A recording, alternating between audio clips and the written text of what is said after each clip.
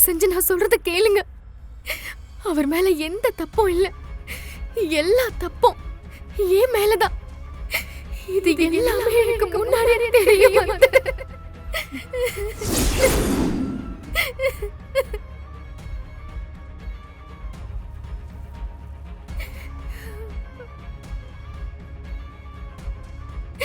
ஆமா அத்தை, வருண் உங்க மேல அதிகமான அன்பும் மரியாதையும் வச்சிருக்காரு.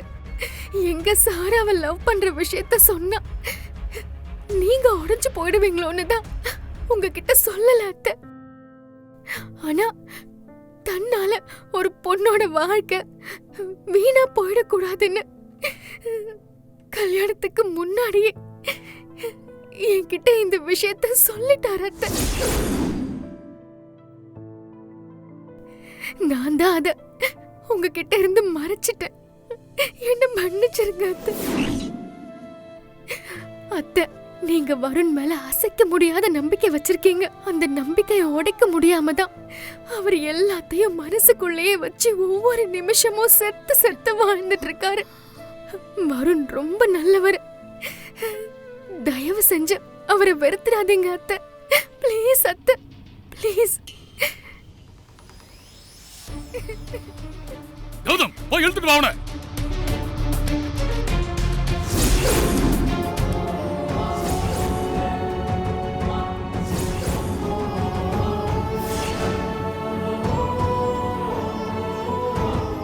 வருண், உன்னை கேக்குறேன். வெண்ணிலாவை கல்யாணம் பண்ணிக்கிறதுல உனக்கு பரிபூரண சம்மதமா? வெண்ணிலாவை கல்யாணம் பண்ணிக்கிறதுல எனக்கு சம்மதம் தான் பாட்டி.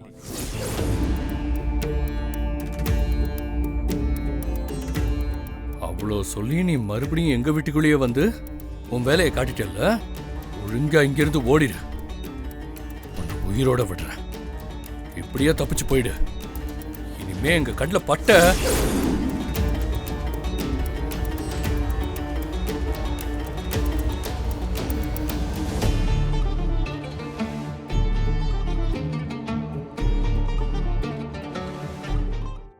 வருண், போதுமாடா?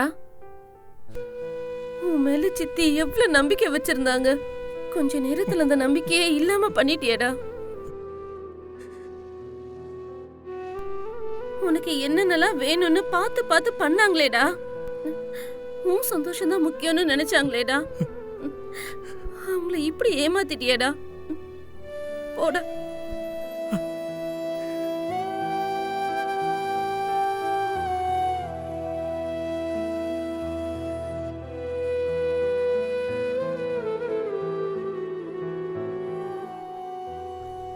ஆனா நான் ஏன் இப்படி செஞ்சேன்னு என்ன புரிஞ்சுக்கோங்க. என்னால உங்களை காயப்படுத்த முடியலம்மா. உங்களை மீறி என்னால எதுவும் செய்ய முடியல. நீங்க என்னைக்காவது ஒரு நாள் கோவமா கேட்டிருந்தா கூட நானும் ஏதோ ஒரு வகையில கோவத்துல சொல்லியிருப்பேம்மா. ஆனா நீங்க என் மேல அன்பை மட்டும்தாம்மா காட்டியிருக்கீங்க. என்னால அதை மீறி சொல்ல முடியலம்மா. என் காதலை விட உங்க மேல இருந்த பாசமும் மரியாதையும் தான் எனக்கு பெருசா தெரிஞ்சது. அம்மா, நான் வேணும்லாம் பண்ணலம்மா. என்ன நம்புங்கம்மா. அம்மா, அம்மா ப்ளீஸ்மா. அம்மா, இப்பவும் நான் சொல்றேம்மா, எனக்கு என் காதலா இல்ல அம்மாவோட பாசமானு கேட்டா நான் உங்க பாசத்தை தாமா வேணும்னு சொல்லுவேன்.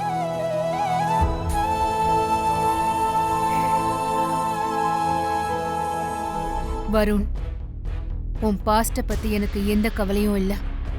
சோ இனி நடக்கிறத பத்தி யோசி.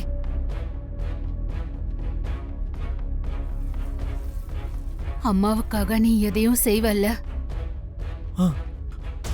ஆமாமா. அப்போ வெண்ணிலா தான் உன் மனைவி.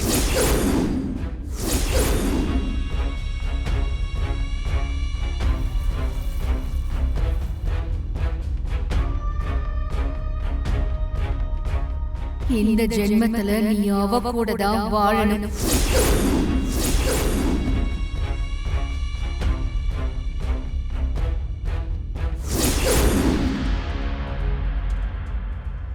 இந்த வீட்டு மருமகளா இருக்கிற தகுதி வெண்ணிலாவுக்கு மட்டும்தான் இருக்கு. அம்மா,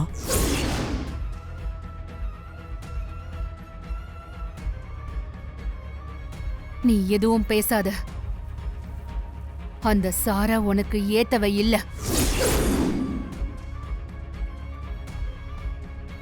அவளை மறந்துட்டு வெண்ணிலா கூட வாழ்க்கைய சந்தோஷமா ஆரம்பி. அதான் நல்லது, எல்லாருக்கும் நல்லது.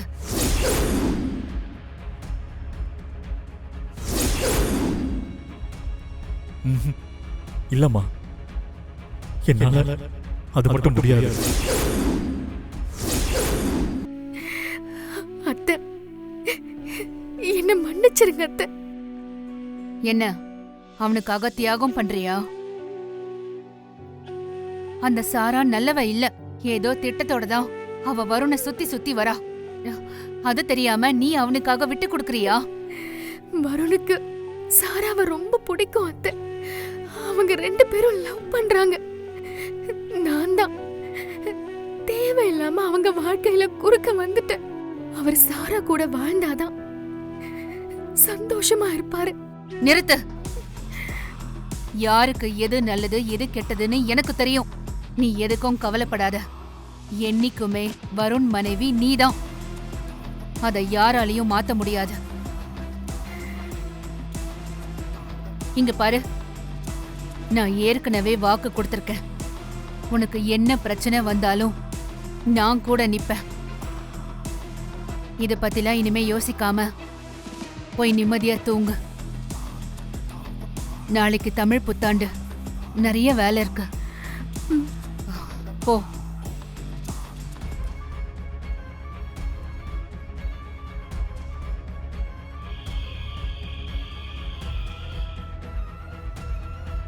மேம், சாராவை பத்தி நீங்க சந்தேகப்பட்டது சரிதான் மேம். நீங்க சொன்ன மாதிரியே சாராவோட bank statement, phone calls, background எல்லாமே எடுத்தாச்சு மேடம். அது எல்லாத்தையும் செக் பண்ணதுக்கு அப்புறம் தான் தெரியுது அவ எவ்வளவு பெரிய ஃப்ராடுன்னு. என்ன சொல்ற லக்ஸ்? ஆமா மேம், இத பாருங்க.